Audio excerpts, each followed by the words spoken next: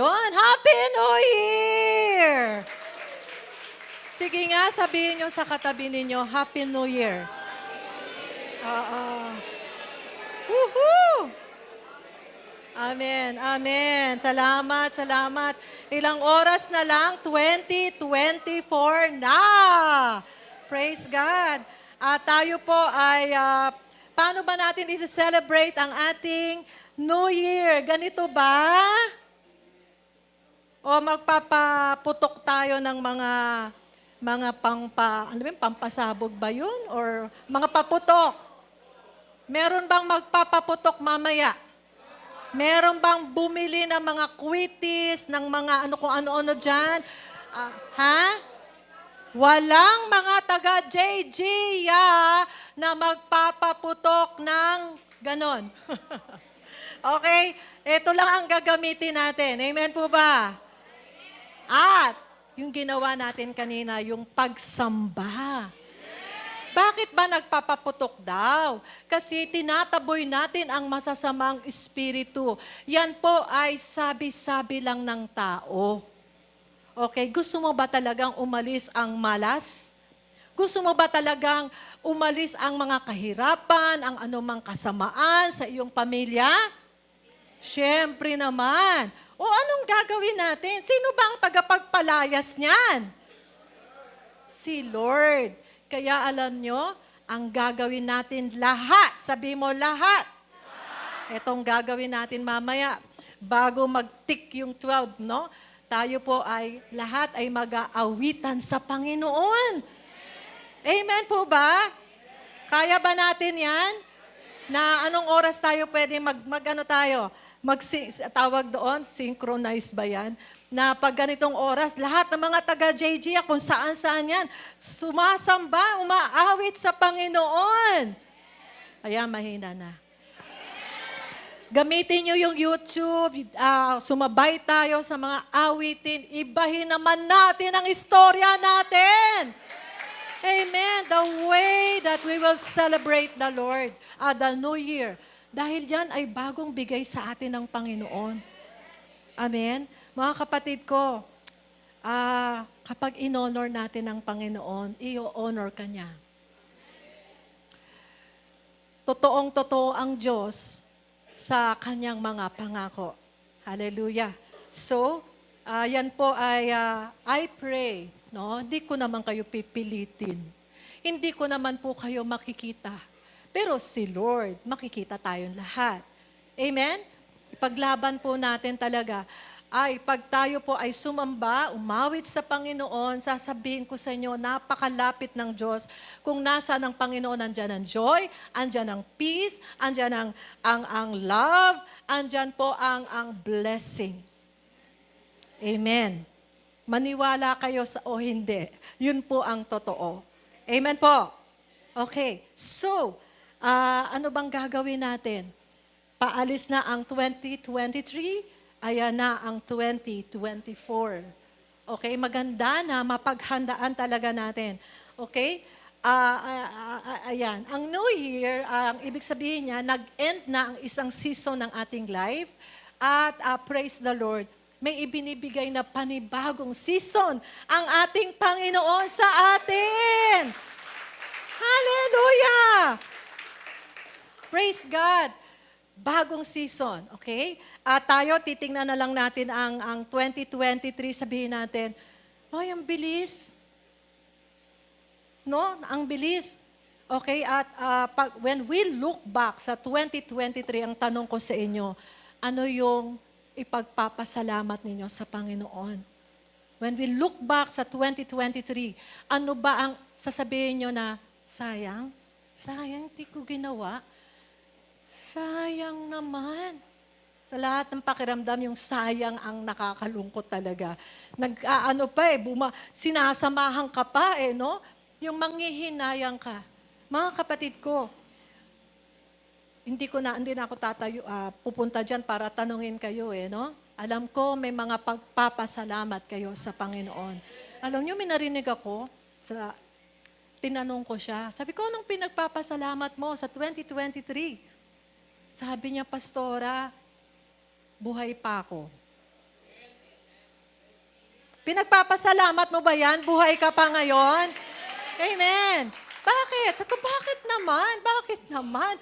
Eh kasi po nagtangka ako. Na-depress ba yan? Talaga ba? Salamat sa Panginoon. Palakpakan natin ang Diyos. Talagang, woo! Mga regrets, may mga regrets tayo. Meron din yan.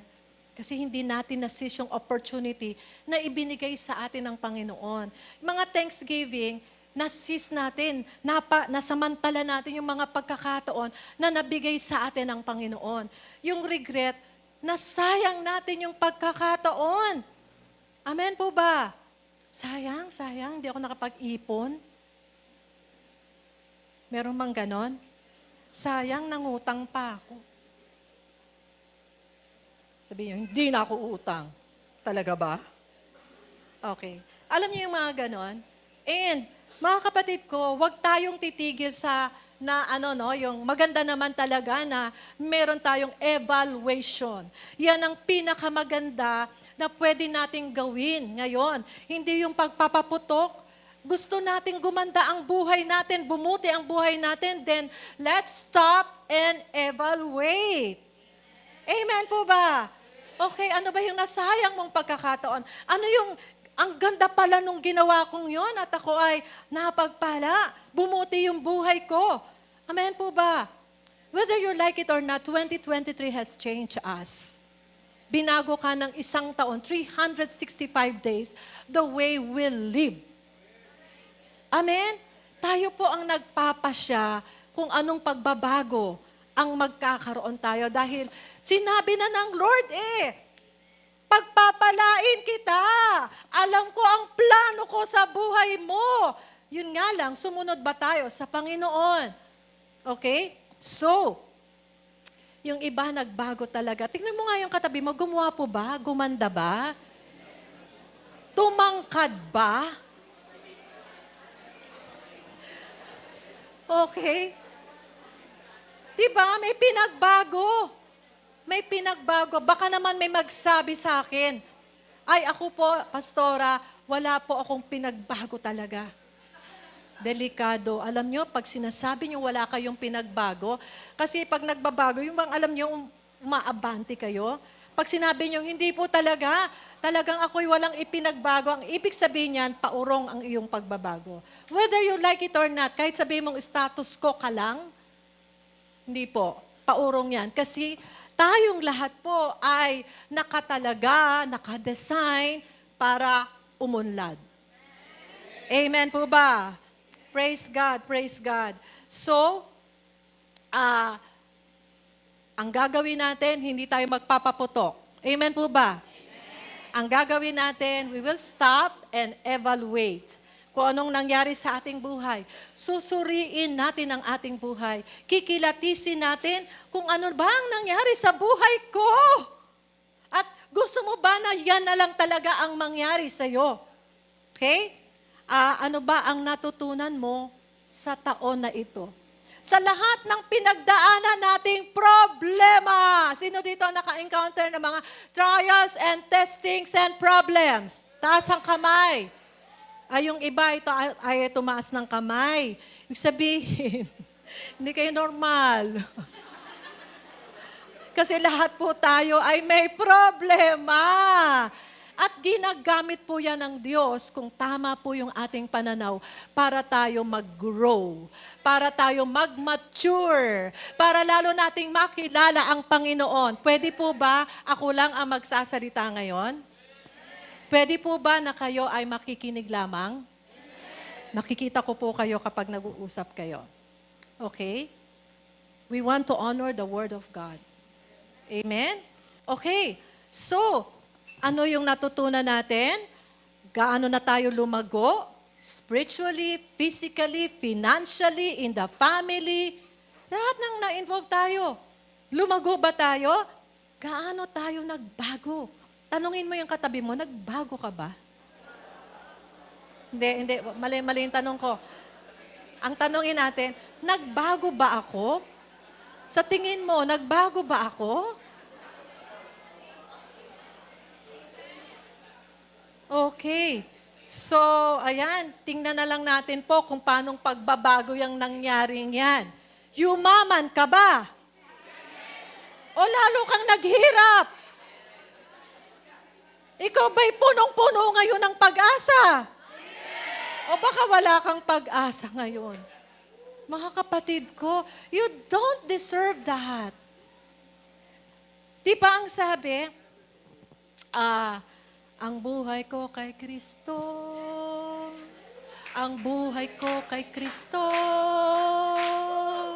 ang buhay ko kay Kristo ay ganito. Parang hindi kayo nag-almusal. Ang buhay ko kay Kristo, kay Kristo. Ang buhay ko kay Kristo ay ganito. Ano yan? Paano yan?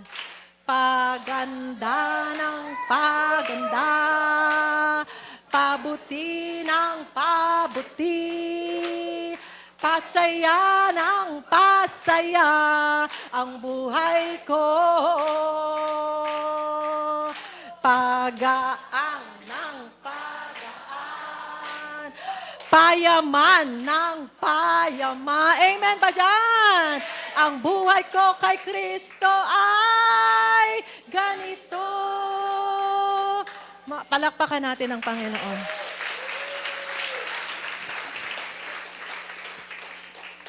Mga kapatid ko, kung okay ka ngayon, itataas ka pa ng Lord.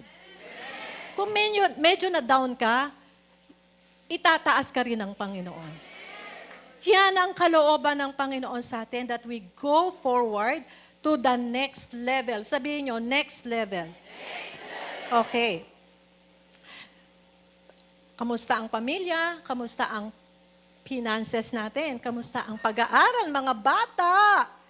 Kamusta ang health? Kamusta ang kalusugan? Kamusta ang love life? Okay? May love life ba yung katabi mo? Siyempre, kay Lord. Kay Lord ang love life natin. Ano bang iniisip nyo? Okay. Ang isang napakahalagang tanong na dapat nating masettle ngayon ay, lumagaw ba ang relasyon ko kay Lord? Okay? Kamusta yung ating relasyon kay Lord noong 2023? Mas naging close ba tayo kay Lord? Ha? Kamusta ang ating pananampalataya? Nag-increase ba? Paano mag-i-increase kapag minahal mo ang salita ng Diyos at nilakaran mo? Sumunod ka. Kamusta ang iyong passion? Sino yung gustong-gusto mo ngayon na talagang laging nandyan? O lagi mong iniisip? Si Lord ba yan? Passion natin at kamusta yung ating first love? Si Lord pa rin ba yan? Amen? Napakagandang itanong natin yan. Ang ating church po, itong JGA, ay nandito para tulungan ang bawat isa na lumago. Sino po dito na dahil siya ay dumadalo at nakikiisa dito sa church, ang lumago sa kanyang buhay? Taas lang ang kamay. Naging masaya ka. Taas niyo ang kamay niyo ha, kung kayo to ha. Naging mayaman kayo. Na may pag-asa kayo. Nakilala niyo pa si Lord. Hallelujah. Palakpakan natin ang Panginoon.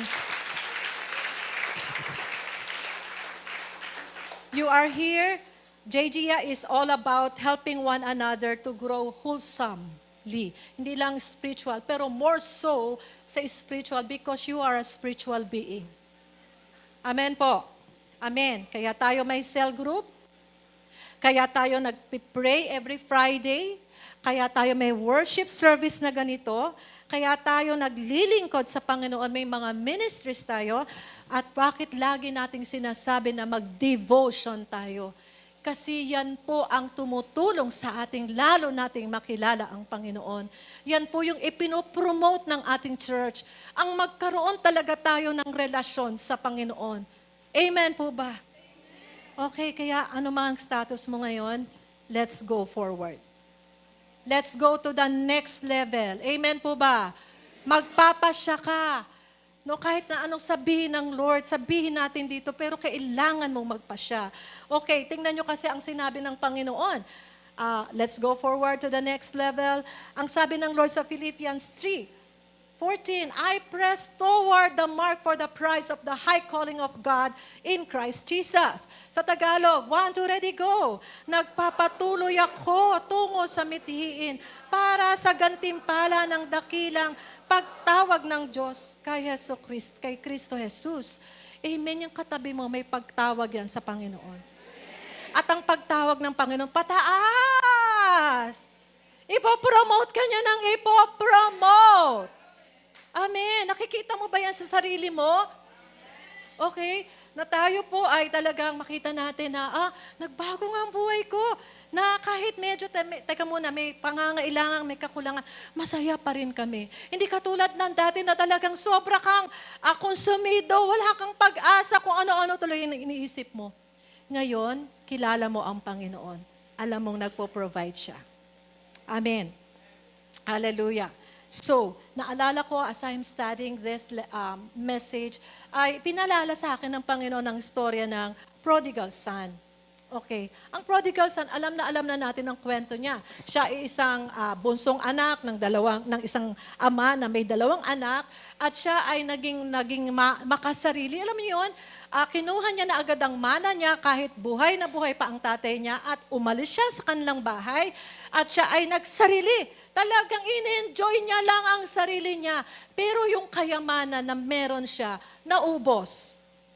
Okay? Naubos at siya ay naging alipin. Nag-aalaga ng baboy. Okay? Imagine nyo, napakayaman niya, naghirap siya. Alam niyo, isang natutunan ko sa parable na to, lumayo kasi siya sa pinanggagalingan ng pagpapala niya. Yung kanyang ama. Amen? Kaya nga gustong-gusto ng Panginoon tayong lahat ay lumalapit sa ating Amang Diyos kasi lahat ng kailangan natin sa Kanya manggagaling. Anak ka ng Diyos. Hallelujah. So, yun na nga. Pag lumalayo tayo sa Panginoon, napakaraming pagkukulang. Napakaraming problema. Napakaraming sabihin nyo na ang lahat-lahat. Naranasan natin yan. Pero nung nakilala natin ang Panginoon, bumuti ang buhay natin. Amen po ba? Hallelujah. And so, ang nakakatuwa dito sa prodigal son na to, basahin po natin yung nasa 17, 18, and 19. 1, 2, ready, go. Subalit nang siya'y matauhan, ay sinabi niya, ilan sa mga upahang lingkod ng aking ama ang may sapat at lumalabis na pagkain. Ngunit ako rito'y namamatay sa gutom. Titindig ako at pupunta sa aking ama at aking sasabihin sa kanya, Ama, nagkasala ako laban sa langit at sa iyo. Hindi na ako karapat-dapat na tawaging anak mo. Kung isa sa iyong mga upahang lingkod, siya'y tumindig at pumunta sa kanyang ama. Pinapakita ko sa inyo ang verse na ito dahil ganyan po ang dapat nating gawin ngayon. As we stop and evaluate, I pray matatauhan tayo. Magkakaroon tayo ng realization. Amen po ba? Yung nararanasan mo ngayon, hindi pa yan. May mas maganda pang nakalaan ng Diyos para sa iyo. Huwag kang makukontento, anak ka ng Diyos kapag ikaw ay nakipag-isa sa Diyos, kay Jesus. Amen po. Hindi tumitigil si Lord sa pagdadala sa iyo ng pataas ka ng pataas. Hanggang makarating na nga tayo sa langit. Hallelujah. Mga kapatid ko, at hindi lang siya natauhan, no? Siya'y tumindig at pumunta sa kanyang ama. Nagpasya siya at ginawa niya ang kanyang pasya. Marami pag New Year, sabi niya, New Year's resolution. Ayan, gagawa ng New Year's resolution. Hindi na talaga ako maninigarilyo. Hindi na talaga ako mangungutang. Hindi na talaga, ewan ko na kung mga, hindi na ako malulungkot. Hindi, di ba? Pero magagawa naman ng hanggang 2 weeks pinakamatagal. Pero balik na naman sa dati na. Tama ba yung sinasabi ko? Na-try natin yan eh. Totoo yan eh. Hindi natin kayang baguhin ang ating mga buhay.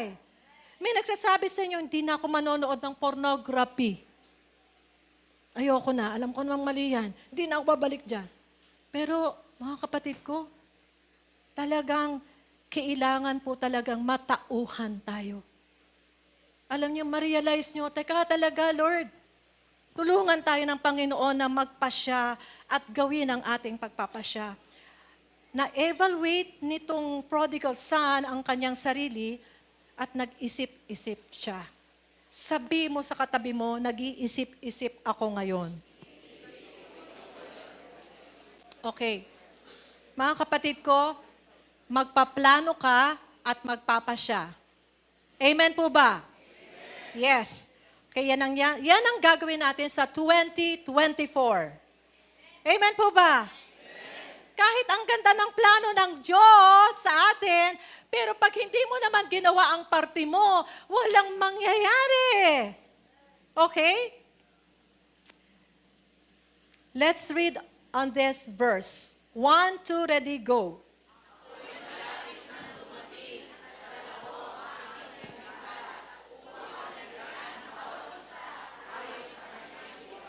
Yan. Mahalagang-mahalaga na magplano tayo at magpasya, lalong-lalo na sa kadahilanan yan.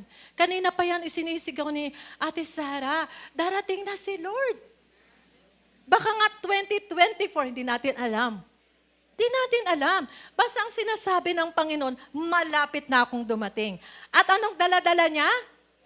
Gantimpala upang gantihan ang bawat isa. Kasali ka ba doon sa bawat isa? Yan. Gantihan ang bawat isa ayon sa kanyang ginawa. Okay? Aba na, ako'y bilib na bilib dyan sa Panginoon. Nakikita niya tayo isa-isa. Okay? Naka-CCTV tayo sa Panginoon. Okay? So, yan ang isang dahilan bakit tayo magpaplano. Bakit tayo magpapasya. Okay? May isang verse pa na binigay sa akin ng Lord. 1, 2, ready, go.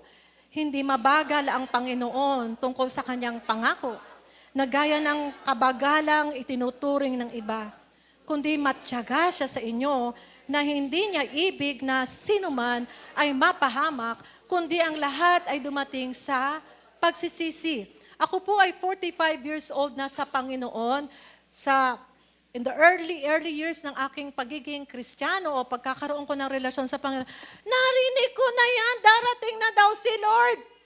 40 years na, hindi pa dumarating. May mga tao, hindi naman totoo yan. Walang, alam niyo yung ganon? Pero sinagot ito, hindi mabagal ang Panginoon. Alam niyo, na-realize ko, kung dumating na noon ang Lord, hindi tayo masisave. Ang karamihan sa inyo, hindi save. Amen?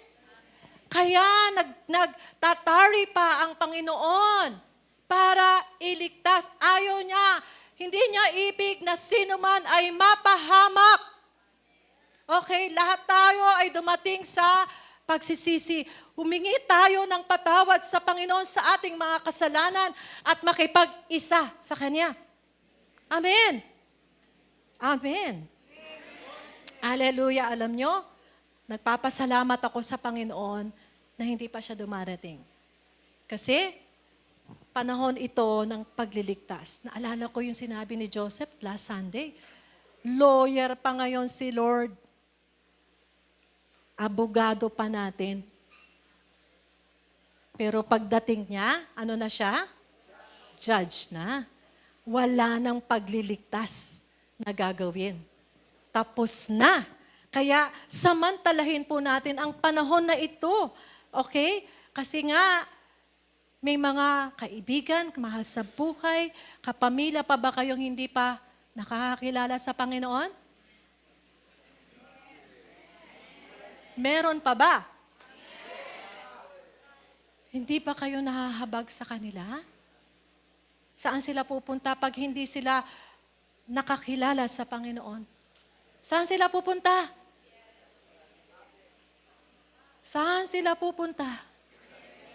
sa kapahamakan. Walang hanggang kapahamakan. Kapatid nyo yan, nanay nyo yan, tatay nyo yan, mahal nyo sa buhay yan. Mga kapatid ko, lahat tayo na nakaligtas na ay sasamantalahin ang pagkakataon na ito. Amen po ba? Amen, mga kapatid ko. Alam nyo, hindi ko alam kung narinig nyo itong balitang ito, no? Magkakaroon po ng tagtuyot sa ating bayan dahil sa malalang El Nino. Napakinggan nyo yan? Oo, no? Nasa balita yan, December 19, 2023. At ang ating presidente ay alarmed dyan, kaya may ginagawa siyang mga proyekto talagang ngayon pa lang. Anong sinasabi dyan? There will be drought by April 2024. Hindi babagyo hindi uulan. Iba naman ang mararanasan natin, mga kapatid ko. No? At marami siyang sinasabi na ito ang gawin. Sabi gano'n, no? The drought may persist in 63 provinces, while dry spell may be felt in 12 provinces by April next year. Ano ba yan sa atin? Wala lang. Sabi ni President Marcos, sabi niya, narinig ko sa kanya, ngayon pa lang magtipid na tayo ng tubig. Hindi ko lang alam kung papansinin natin yan.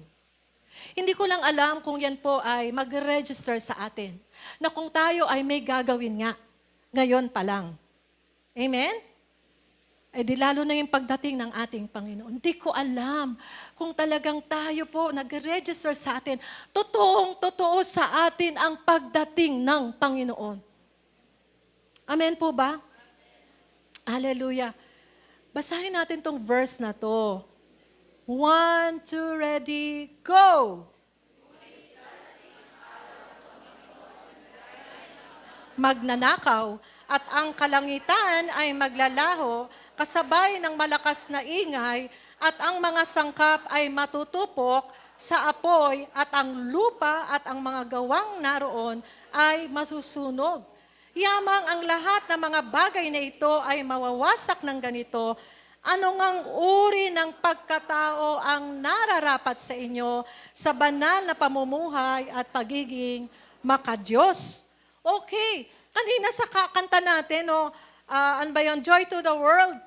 Sabi, yung nature, di ba? Umaawit, nagre-rejoice. Pero alam nyo, sa pangalawang pagbabalik ng Panginoon, ito yung mangyayari. Ang kalangitan, maglalawak. Na-imagine nyo ba? Ito, ako nga tinitignan ko, itong langit na mawawala. Tapos, sabing ganon, kasabay ng malakas na ingay at mga sangkap na matutupok sa apoy at ang lupa. No, ulit. Kasabay ng malakas na ingay at ang mga sangkap ay matutupok sa apoy at ang lupa at ang mga gawang naroon ay masusunog. Yun po yung way para i-consume ng Lord, no, isang paghatol ng Diyos. Okay? Kaya nga, sabi ni Apostle Pedro, ano ngang uri ng pagkatao ang dapat meron tayo kung ganyan ang mangyayari? Okay? Napakaganda namang tanong, ano? Sa English nga po, what kind of people ought you to be? Kung ganyan pala ang mangyayari. Okay? So, next verse says, 1, 2, ready, go? Na hinihintay at pinagmamadali ang pagdating ng araw ng Diyos, sapagkat ang kalangitan ay nagliliyab ay matutupok at ang mga sangkap ay matutunaw sa init. Ngunit ayon sa kanyang pangako ay naghihintay tayo ng bagong langit at ng bagong lupa kung saan ang katwiran ay naninirahan. Alam niyo, ang sabi sa akin ng Diyos dyan, di ba pag-isipin natin na matutupok, matutunaw, nakakatakot naman yan. Okay, kung doon tayo magpo-focus, pero kapag ang focus mo, naghahanda ka sa pagdating ng Panginoon, sabi nga nun sa 15, ayon sa kanyang pangako, ay naghihintay sa iyo ang bagong langit at ng bagong lupa.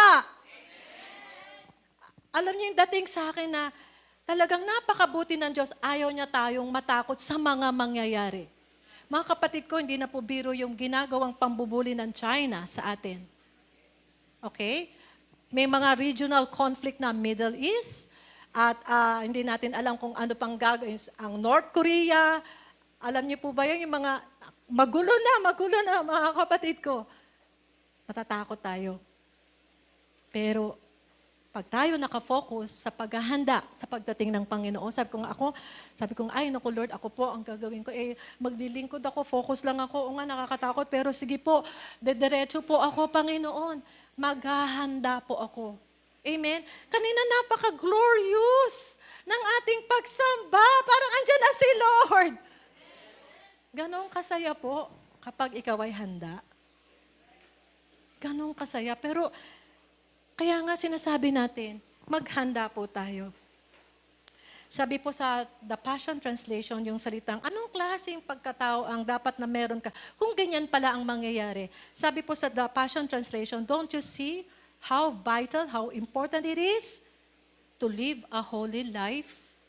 Ipaperson natin ang holy life. Sabihin niyo, holy life. Paplanuhin natin yan. Amen ba? Mga kapatid ko, ito yung sinasabi ng ating Diyos. Okay. Planuhin natin. Alam niyo, nakakatuwa, may narinig akong ganito. Sabi niya, Pastora, plano ko na pong bumili ng sasakyan next year. Wow, ang galing naman. Sabihin na kapag ipon na siya, pinlano niya na yan, ay, ang galing ano. Naku, excited ako makasakay dyan. At ngayon nga siya ay nag-aaral ng mag-drive. Amen po ba? Ikaw, anong pinaplano mo? Okay, ito ang planuhin natin. Lahat tayo ng mga taga-JG, amen ba? Amen. Hindi lang dahil darating ang Panginoon kasi gusto nating bumuti pa ng bumuti ang ating buhay. Sumaya pa tayo ng sumaya. Maging matatag tayo. Alam natin marami pang darating sa ating buhay na mga pagsubok. Number 1, planuhin natin ang manalangin. Planuhin nyo na yan. Planuhin na natin ito mga kapatid. Pagpasyahan na natin na sa 2024, ako ay magiging mapanalanginin. Planuhin nyo. Pag hindi nyo pinlano, mga kapatid ko, hindi mangyayari yan sa inyo. Okay. Manalangin tayong palagi. Manalangin tayong hindi tumitigil. Yan ang sinasabi ng Word of God. Manalangin tayo ng maningas at devoted. Let's be devoted in our prayers. Deboto ka. Konting masanggi ka lang, nagpipray ka. Amen po ba? Colossians 4:2. Kailangan nating planuhin. Kaya nga po mga kapatid ko, we encourage na sa bawat pamilya natin may family altar. Darating ang time, salamat sa Lord, meron pa tayong ganitong sama-sama. Baka dumating ang time, hindi na ulit ito pwede. Naranasan na natin yan nung pandemic. Ngayon pa lang, gawin nating simbahan yung ating church, ang ating bahay. Doon tayo nag-worship din. Doon din tayo nananalangin at nagbabasa ng salita ng Diyos. Planuhin natin. Pero ang kaaway, ayaw niyan. Kaya nga paplanuhin natin. Pag gusto, may paraan. Mga kapatid, bakit may prayer meeting? Ay, grabe po, praise God. Pag nagkakasama-sama ang mga magkakapatiran, may apoy ng pananalangin. Natututo tayong manalangin. I really want to challenge mga taga-JG. Nasaan ka ba? Pag Friday, 6 p.m., date natin yan kay Lord. Pwede bang save the date? Maliban siyempre may sakit. Maliban talaga may emergency. Pero gawin natin, pwede bang planuhin natin? Wala nang sumasagot. Seize the opportunity. Mga kapatid, hindi ka talo.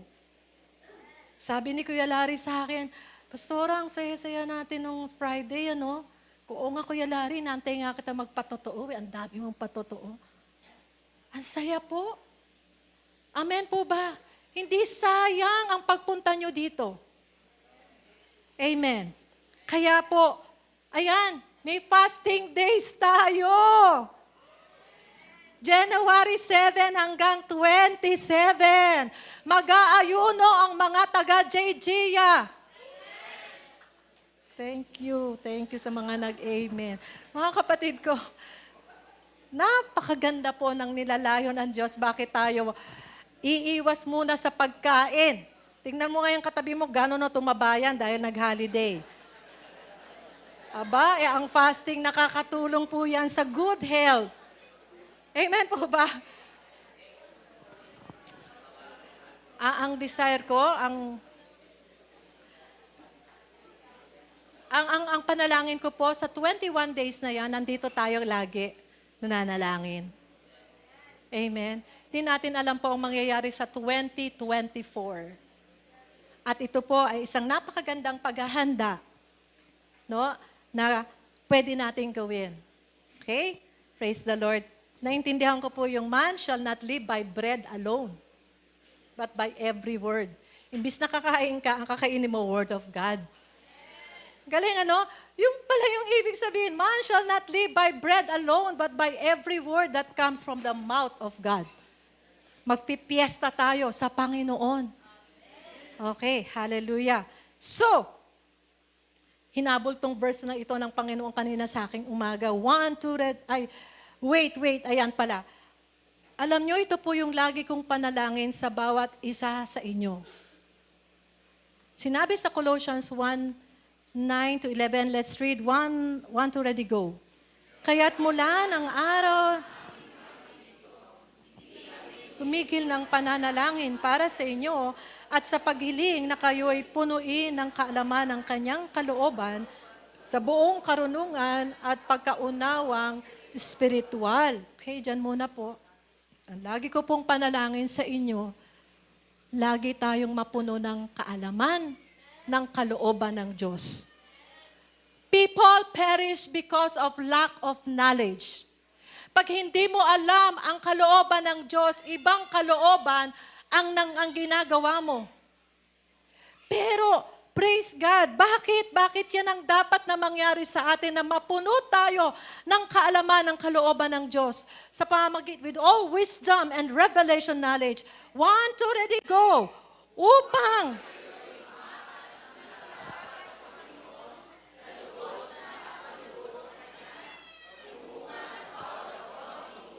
at lumalago sa pagkakilala sa Diyos, naway palakasin kayo sa buong kapangyarihan ayon sa kalakasan ng kanyang kaluwalhatian para sa lahat ng katatagan at pagtsatsaga na may galak. Kapag pala tayo ay po alam natin ang kalooban ng Diyos, etong nangyayari sa atin. Nakakalalakad tayo, we will walk worthy of the Lord. Lumalakad tayo ng nararapat sa Panginoon. Fully pleasing Him, na lubos na nakakalugod sa Kanya. Nandito tayo para i-please ang Panginoon. Yun ba ang dahilan mo kaya ka nandito? I-please ang Panginoon? Amen. Okay.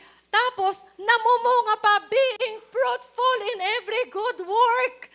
Fruitful. Yan ang kalooban sa atin. Yun ang mangyayari sa atin. Pag alam natin ang kalooban ng Diyos, nagiging mabunga ka. Mabunga sa bawat gawaing mabuti at lumalago sa pagkakilala sa Diyos, increasing in the knowledge of God. Yan ang nangyayari sa atin. At ito pa, papalakasin tayo ng buong kapangyarihan, strengthened with all might, according to the glorious power of God. Anong lakas ang meron ka? Mahalaga na ang lakas natin ay ang lakas ng Panginoon. Lakas na nanggagaling sa banal na Espiritu. Hallelujah. At ito po yung isang hinabol ng Panginoon. Luke 21 verse 36. 1, 2, ready, go. Kaya maging handa kayo sa lahat ng oras. Palagi kayong manalangin upang magkaroon kayo ng lakas na mapagtagumpayan ang lahat ng mangyayaring kahirapan at makatayo kayo sa harap ko na anak ng tao na hindi napapahiya. Planuhin natin ito, mga kapatid, na ikaw at ako ay makapanalangin. Kasi ito ang magiging resulta. Magiging handa tayo sa lahat ng oras. Magkakaroon tayo ng lakas na mapagtagumpayan ang lahat ng tukso, ang lahat ng mga mangyayaring pagkahirapan. Makakatayo tayo sa harap ni Jesus. Sabihin mo sa sarili mo, Lord, tulungan mo po akong planuhin ito. Na makapanalangin ako. Huwag nating ulitin yung panalangin natin last year, 2023. Level up. Amen po ba? Amen. Mga kapatid ko, level up tayo. Next. Number 2, ano pang paplanuhin natin? Magbulay at sundin ang salita ng Diyos katulad ng sinasabi sa Joshua 1:8. Okay, paulit-ulit si Lord. 1, 2, ready, go. Okay, sandali po. 1, 2, ready, go.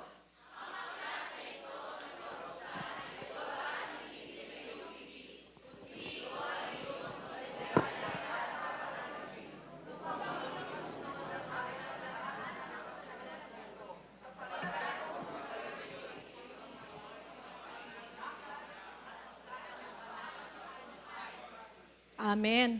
Gusto natin yung last part. Sapagkat kung magkagayoy, iyong, sino daw? Iyo, ikaw, pagiginhawahin mo ang iyong lakad at magtatamo ka ng tagumpay.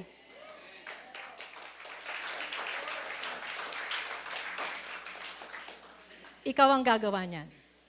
Mangyayari yan sa iyo kapag ginawa mo ang first part.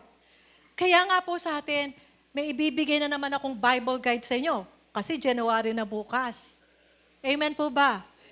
Okay. Sinasabi ko sa inyo, mag-memorize tayo ng verse. Sino dito may memory verse?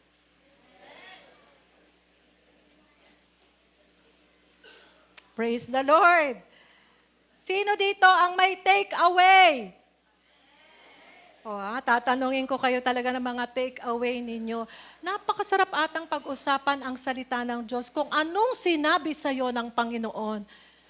Amen po ba? At bakit tayo may training? Bible studies. Okay? At inihikayat namin kayo. Attend kayo. Pag-aralan natin ang salita ng Diyos, mag-journey kayo. Mga kapatid ko, ang dalangin ko po, marami po ang pumanik dito sa worship team, doon sa usher, kaya lang may proseso tayo. Okay? Mag-journey po tayo. Kailangan kayo ng Panginoon, mag-process po kayo. We need you, the Lord needs you. Alam ko po, mahal natin ang Panginoon, kaya gusto natin maglingkod sa Kanya. Amen po ba? Amen. Praise God. So, mga kapatid ko, let's love the Word of God. Planuhin. Sabi mo, paplanuhin ko sa tulong ng banal na Espiritu ang magbulay at sumunod sa salita ng Diyos. Amen. Ano pang paplanuhin natin? Lumago ka sa commitment mo. From being a believer to a disciple. Okay? Napag-aralan natin ito sa Christian Living Class. Tama ba? Tama ba? Ano ba daw ang believer? Ang believer, tinitingnan niya lagi yung makukuha niya sa Lord. Tama naman yon. Okay? Dependent tayo sa Lord. Pero pag disciple ka na, ang tinitingnan mo na ngayon kung ano yung maibibigay mo kay Lord. Tama ba? So, mag-level up tayo ng ating commitment sa Panginoon. Hallelujah. Okay. Meron lang ako nabasa, ang ganda nito po. A believer comes to the cross, but a disciple gets on the cross. Sinasabi niya, I am crucified with Christ. Next, a believer retreats for safety, but a disciple embraces suffering. Okay? A believer comes to church, but a disciple is the church. Okay. A believer cheers from the sidelines. Ba talagang pumapalakpak? But a disciple is in the game. Nakikibahagi sa labanan. Amen. A believer reads the word, but the disciple lives the word. Ipinamumuhay. Amen po? A believer is all about believing in Jesus. Tama yan. But a disciple is all about being like Jesus. Being Jesus. Hallelujah. A believer is comfort-driven. But a disciple is purpose-driven, making sacrifices. Kaya mo nang mag-sacrifice para sa Panginoon. Amen. And a believer talks, but a disciple raises disciples and leads by example. Amen po ba? Mag-level up tayo. Meron pang itataas. Ang commitment natin. Amen po ba? Sabi ng 2 Peter 3:18, continue to grow and increase in God's grace and humility and intimacy with our Lord and Savior, Jesus Christ. Next, ano pa yung paplanuhin natin? Magbantay. You better watch out. Ang title nito, You Better Watch Out Part 2. You better watch out yourself. Amen po ba? Bakit? 1, 2, ready, go. Na sa mga huling araw ay darating ang mga panahon ng kapighatian, sapagkat ang mga tao'y magiging maibigin sa kanyang sarili, maibigin sa salapi, mayayabang, mga mapagmalaki, mapanlait, suwail sa mga magulang, mga walang utang na loob, walang kabanalan. Mga kapatid ko, kitang-kita na natin yan. Na nangyayari, tama ba? Ang prayer ko, hindi ito ginagawa ng mga taga-JGA. Alam niyo po yon? Yung maibigin tayo sa sarili natin, selfie tayo ng selfie. Kasi yung selfie, no? Pag kayo magpo-post sa FB, siguraduhin nyo, ang Diyos ang itinataas natin. Hindi yung ating mga sarili. Amen po ba? Mga kapatid ko, darating na si Lord. Amen po ba, mga kapatid ko? Thank you, Lord. Praise the... basta yun lang po ang maging motive ninyo. Natin. Minsan nagpo-post din pala ako. Pag birthday ko. Mga kapatid ko, gawin natin ito kasi nga, in the last days, ang mga tao magiging maibigin sa sarili. Puro sarili. Wag sana sa atin to, maibigin sa salapi. Pag wala ng pera, malungkot. Wala ng buhay. Hindi po. Si Lord po ang magpo-provide. Hallelujah. Lahat naman po ng meron tayo galing kay Lord. Huwag po tayong magyayabang. Amen po ba? Ayun, sabi susunod, mayayabang ang mga tao, mapagmalaki. Mga kapatid, itong mapagmalaki, hindi nyo alam na kayo ay proud. Di natin alam. Proud ka na pala. Kaya napakaganda, nasa grupo ka eh. May magsasabi sa'yo, oy, medyo ano ka na. Okay? Mga kapatid ko, mapanlait. Kamusta po yung mga cell groups natin? Kamusta na po yung mga pag-uusap natin, grupo-grupo? Baka mamaya nanlalait na tayo ng ating mga kapatid. Maaaring may nakikita tayong mali. Okay? Mayroong makikita at makikita talaga. Anong gagawin natin? Papanalangin natin. No? Alam niyo po, gusto ko itong i-expose, spirit of gossip ay ayaw nating manatili sa ating church. Spirit of compromise, ayaw nating manatili sa ating church. Amen po ba?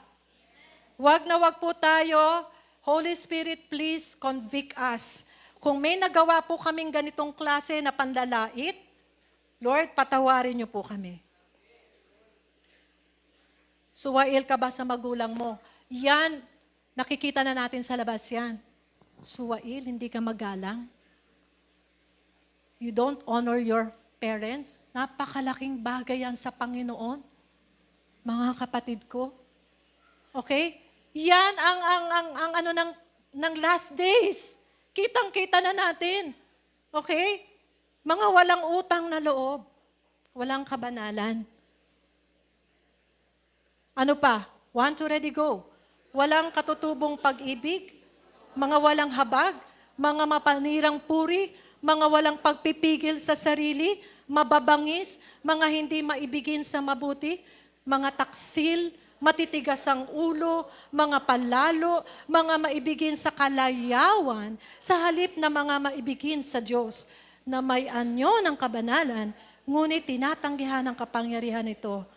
Lumayo ka rin naman sa mga ito. Mga kapatid ko, nagsasalita po ang ating Diyos sa atin. Kita ka ng Lord. Kita ako ng Lord. No? Bago po ako pumanik dito, talagang sabi ko, Panginoon, tulungan niyo po ako. Napakarami pong mga pag-atake ng kaaway sa isip, sa damdamin. Ayoko pong tumayo dito na yun ang nagmamotivate sa akin. Humingi po talaga ako ng panalangin. Amen po. Di lalo na rin kayo. Kung ako ganito na nakakaroon ng ganitong mga testings, lalo na kayo. Kaya mga kapatid ko, we need each other. We better watch out. Magbantayan tayo. Amen po ba? Magbantayan tayo. Natutuwa po ako sa mga ilang acts natin na nagtatanong pa sa akin. Sabi niya, Pastora, manliligaw na po ako. Ba? Sabi ko talaga, halika, mag-pray tayo. Yan ba ay, alam niyo yung ganon? Pastora, sasagutin ko na po. Sandali, ko-confirm ko kay Lord. Tatanungin ko din si Lord kung yun na nga. Amen po? Mahalaga sa Panginoon ang lahat ng what really concerns you. Pag sinasama niyo ang Panginoon, hindi kayo mabibigo. Amen. You better watch out. Magbantayan tayo. Sabi mo sa katabi mo, wag mo kong iiwanan. Sid, wag mo kong iiwanan. Sydney, wag mo kong iiwanan. Kailangan kita. Amen po ba? Brian, wag mo kaming iiwanan, ha? Mahal kita, ha, anak? Okay. Sinasabi po sa Efeso, let's redeem the time. Pag tinignan natin ang 2023, ang bilis. Ang bilis naman. Diba? Let's redeem the time. Let's make the most of every opportunity. Okay, naiinip na ba kayo sa word ng Lord ngayon? Let's make the most of this opportunity. Amen po ba? Praise God. Hallelujah. Let's read this word. 1, 2, ready, go. Kung paano kayo namumuhay. Huwag kayong mamuhay tulad ng mga mangmang, kundi tulad ng marurunong na nakakaalam ng kalooban ng Diyos. Huwag ninyong sayangin ang panahon ninyo. Gamitin nyo ito sa paggawa ng mabuti dahil maraming gumagawa ng kasamaan sa panahong ito. Huwag kayong magpakamangmang, kundi alamin ninyo kung ano ang kalooban ng Panginoon na gawin ninyo. Hallelujah! Ang gusto pala ng Diyos, maging matalino ka. Hindi mangmang. Paulit-ulit si Lord. No, huwag kayong mamuhay ng tulad ng mga mangmang. Huwag kayong magpakamangmang. Huwag ninyong sayangin ang panahon ninyo. Next verse, 1, 2, ready, go. Huwag kayong maglalasing dahil nakakasira ito ng maayos na pamumuhay. Sa halip, hayaan ninyong mapuspos kayo ng banal na espiritu. Sa pagtitipon nyo, umawit kayo ng salmo, himno, at iba pang mga awiting espiritual. Buong puso kayong umawit at magpuri sa Panginoon. Lagi kayong magpasalamat sa Diyos, Ama, sa lahat ng bagay bilang mananampalataya ng ating Panginoong Heso Kristo. Huwag maglalasing. May naglalasing pa kaya dito? Mga kapatid ko, mamaya ba sa New Year may maglalasing? May titikim. Titikim lang naman. Huwag nang tumikim. Mga kapatid ko. Kasi yung tikim, pupunta na rin yan doon sa ano. Kasi masarap yan eh. Okay? Mga kapatid ko, huwag kayong maglalasing. Saan tayo magpapakapuspos? Sa banal na Espiritu. Alam niyo po ba na sa pakikinig niyo ng salita ng Diyos, napupuspos kayo ng banal na Espiritu. Pag tayo umaawit sa Panginoon, napupuspos tayo ng banal na Espiritu. Hallelujah! Matalino ka kapag ginawa mo to, magpapuspos sa banal na Espiritu. Mga kapatid ko, ang buhay mo gagaang. Kasama mo ang Diyos. Mayroon kang may tumutulong sa iyo. Hallelujah! Hallelujah! At ang pinakabilin din ng Lord, lagi tayong magpapasalamat. Sabihin mo sa katabi mo, nagpapasalamat ako sa buhay mo.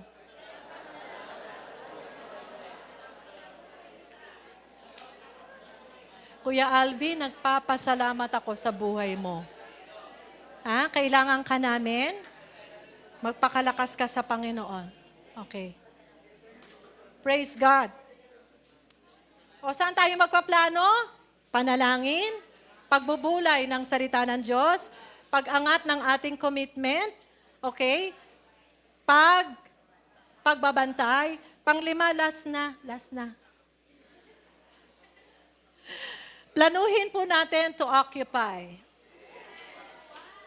Amen po ba? Okay, hallelujah. Occupy until I come, sabi ng Panginoon. It is a call to build and expand God's kingdom with all the resources and talents God has given us. Sinabi ko na po ito nung last anniversary. Natatandaan nyo pa? Hindi na, no? Hindi na. Inulit ko na kasi sabi ng Lord, ulitin ko. Okay, let's occupy. Anong ibig sabihin yan? Family ang pinakamahalagang pillar ng society. Okay? Hayaan mong mapagharian ang pamilya mo ng Diyos. Amen. Nandyan ka, dapat nandyan si Lord. Amen po ba?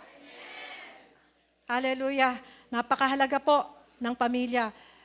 Sabi natin, kaya nga family altar, family altar, family altar.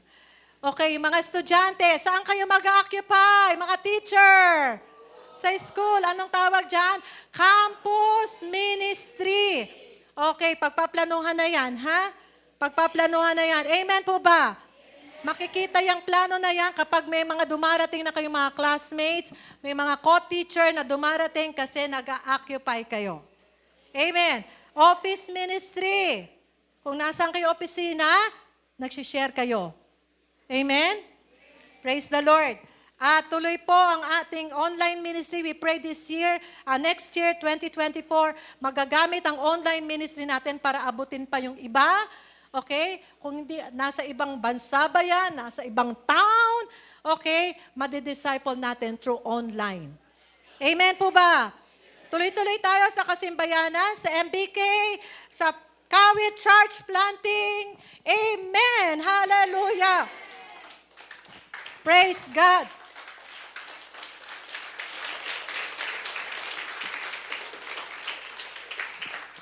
Sasadyain na natin. Sabi mo sa katabi mo, mananadya na tayo.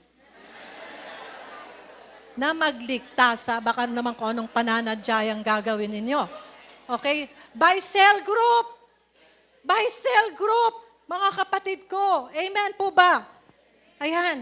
Okay. Bakit natin paplanuhin lahat-lahat yan? Mga kapatid ko, dahil 1, 2, ready, go!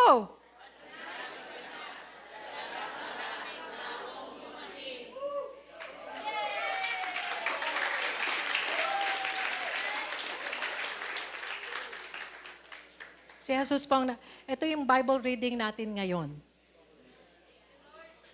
Amen? At yan ang sinasabi niya.